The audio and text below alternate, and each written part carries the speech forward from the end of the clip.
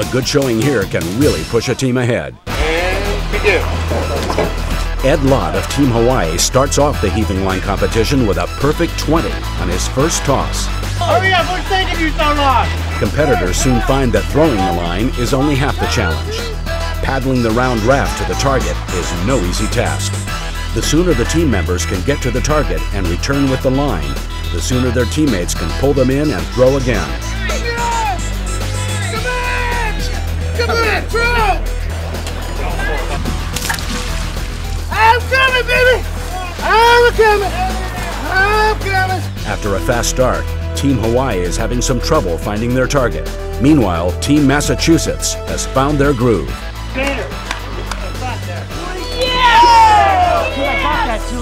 On the raft, Stephen LaFlamme of Team Massachusetts puts it into overdrive, giving his sharpshooting teammate Joseph Jenkins more chances at throwing the line. You have to fake the line right. You have to have it two pieces. If you have it all in one, you ain't gonna make it. It'll get all raveled up. You've been practicing. There you go. And that means more chances to throw 20s. Oh, another double O. You have to keep your arms straight. You have to know when to let it go. You can't let it go too high or too low. Practice.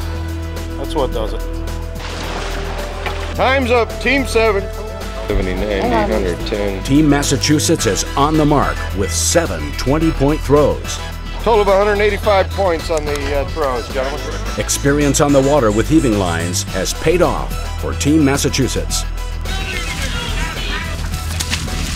The seasoned fishermen of Team Newfoundland are also experienced with heaving lines and are quietly gaining ground in the competition. 1 more minute left. 1 more throw. Always well prepared, Team Ontario understands that time is of the essence.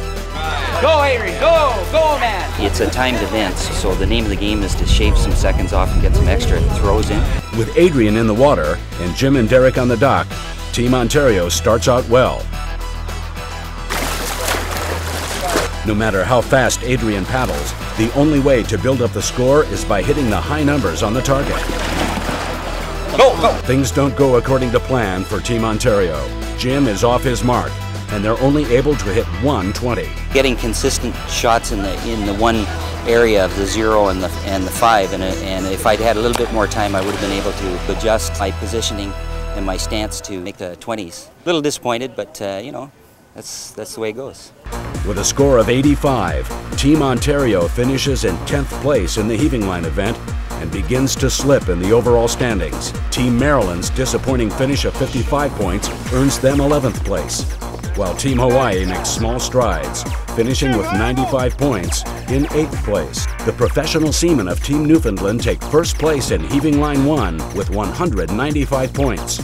Massachusetts finishes second with 185. Team Nova Scotia is third with 180. Team British Columbia is in fourth with 175. And teams Illinois and Canada are tied for fifth with 145. The Canadians are feeling all right. I'm happy. Team Maryland's bummed. Just a bad day. More drama from ISAR when we return.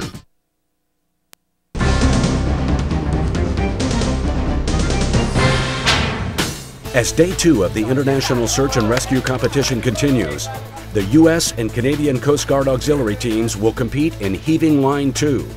This event presents a scenario in which someone has fallen off the wharf of a marina into the water. In a real-life situation, this would be a matter of life or death. When the boat crew arrives, they'll board a 12-foot inflatable boat with an outboard motor. They'll proceed through an obstacle course to the area where the person has fallen into the water. From a safe distance, they'll establish a line contact with the person that's in the water. They'll then bring the person back alongside their boat. Full-time members of the Canadian Coast Guard will be in the water wearing wetsuits to catch the heaving lines for all of the teams. They'll then navigate the obstacle course again back to their base, where they'll tie up the boat, stow their gear, and disembark from the vessel onto the wharf, and that's when the clock will stop for this event. Competitors must complete the course quickly, but more importantly, safely. Any team that is a little bit too aggressive will lose points for safety infractions, and of course teamwork, communications, and navigating ability for a small vessel are very important for this event as well. Because only 2 members from each team participate in the event, Jim Snow and Derek Cartier take to the water for Team Ontario. Derek's first throw is on the mark. He throws the heaving line close enough for the drowning person to catch and be hauled into safety. Team Ontario completes the course in the respectable time of 5 minutes and 41 seconds. I'm very happy with how it went.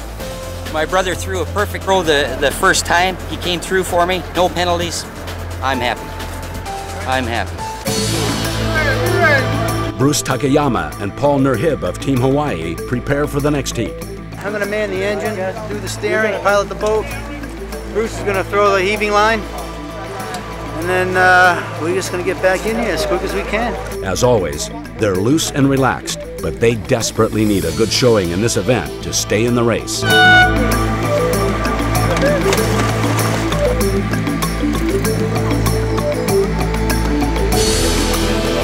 Bruce is right on the mark, hitting the target on his first throw.